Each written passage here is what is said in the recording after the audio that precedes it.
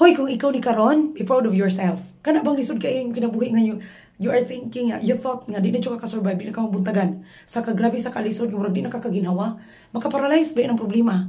May sitag na una sa problema, makaparalyze ba ta?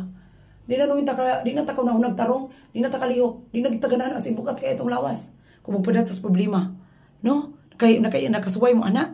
Congrats nimo. Congrats nimo nga kanang you survived the days you thought you cannot. No? Kanang kauna ka nga di na gini mo kaya. As in kahilap na gitanan nga makakaron makaingon na lang kagiun sana ko to pag-survive.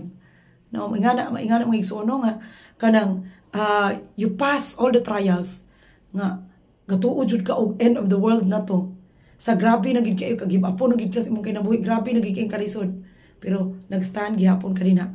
So congratulations nimo. Remember, no? Kung bad days kay nimo karon, bad kay imong situation karon sa imong kinabuhi, and it takes time, taas kay kinabuhi, taas kayo nimo nga taas pa kayo nimo nga urada, taas pa kayo nimo nga trabaho unon, aron ka maka-survive, aron ka makagawas sa asa ka karon, no? Nabaon ka sa utang, imong relationship dili maayo, imong trabaho nagpadayon naman jud kag trabaho bisan og kanang surrounded ka with toxic people. Kung asa man ka karon, pait kaayo, you just stay kay for the kids, imong mga bata gagmay pa, no? Kita kung unahan mo ginato atong mga anak.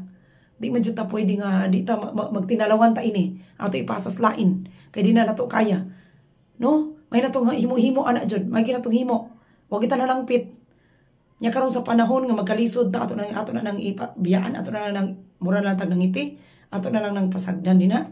Di gid na maayo, very wrong na mga igsuon ha. Di magtinalawan kay imo na tinuyuan. Walay anak nga nangita og kalibutan kita mo nangita kalibutan, no? So kinahanglan nga kita maglig-on kita sa tong kaugalingon. Kung naka-survive ka sa una, walay kumo karon, no? Kung naka-survive ka sa una, think about it. Ang ano ka naka-survive nganong naabot kay ni karon? Nya karon pa ka mo give up, no? Mo give up na lang gyud ta ini kung kuan, di na jud nadala. Ingana siguro pero madala pag smile, oy. Kabaw mo na jud bisag zero na kaayo ang maka-survive magipon ka. Bisag zero na gid ka as in kanang uban nga nasunugan nga wala na gid ginabili nila, matod pa nila may patay. Makasilingan ko tag kuan. Kawatan usa na din na kay binlan pa ta. Maingana ba? No, pero naadyoy mga paagi. Nganong na silang na-survive. So kung ikaw na, remember, ang kahoy manglarag dyan. Manglarag ang kahoy. Meaning, sign of disappointment, sign of, wala na, nalaya na, na-faded na, nahupas na, as in bad na tanan, as in, wala na, na-fall na, nangahulog na. Pero, nagpadayon sila nga, mubarog. Igo na silang manglarag. Because better days are coming. Ayaw lang yung pagpagwala sa paglaong mga ison.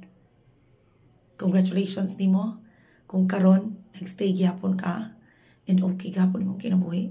Importante ikaw. Congrats nimo. Ikaw ligon gyapon ka and wala ka nautdan. Congratulations nimo. Smile.